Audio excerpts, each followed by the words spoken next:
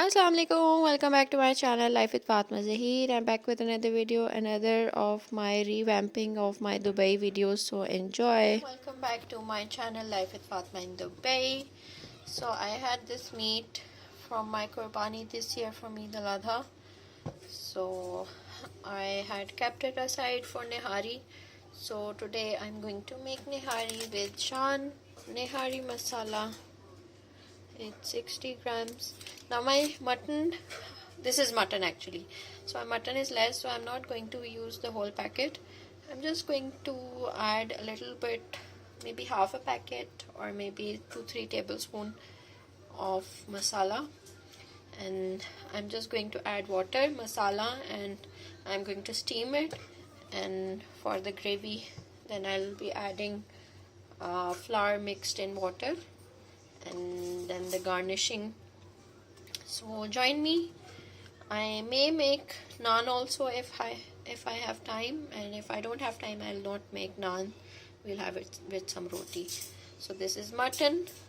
This is a mixed meat. Some of it may be lamb shanks type, which we call boong in Urdu, and some of it is with bones. So I'll just make Nihari. I've been craving Nihari for quite some time now, so I thought of making Nihari today. So don't forget to subscribe to my channel Life with Fatma in Dubai, and please do comment and do like my video. Masala, it's about half a packet, and I've added some water. It's almost half of my pressure cooker, so I'm just going to steam it now.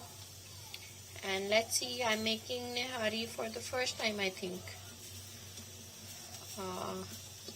in my life. So let's see how it turns out. So yeah,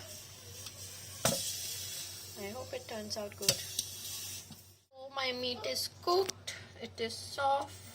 I've added some water, and I'll be thickening it with water and wheat dissolved. I'll use 1 cup water and half cup of wheat. So let's cook it. So I've made the wheat paste, and I'm just waiting for this to boil so that I can add it and I can leave it to cook, because the wheat also has to cook inside. And the color is so nice. I hope the spices are right also inside.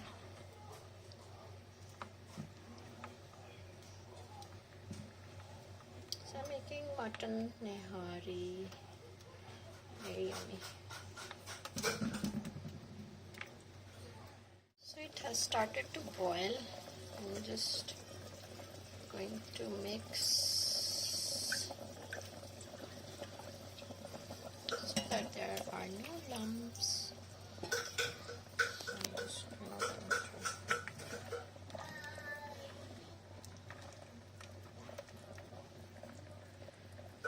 So let's meet up after I have mixed all my flour paste. Mixed all the flour paste, and you can see it is thick. Now I'm just going to leave it to cook so that it is more thick and the oil comes on the top, and then my yummy Nihari will be ready. Please do try it at home. Shan masalas are very easy to use. You don't have to, buy a lot of things. You just need 1 packet and you can make very yummy things. And this is obviously not a paid promotion. I just use Shan masala for biryani, for halim, for Nihari, korma type foods, because they're easy to use. Nihari is ready. Oil is on the top. I was just preparing the garnish, so I'm going to cut some green chilies, some lemon, ginger, and some fried onion,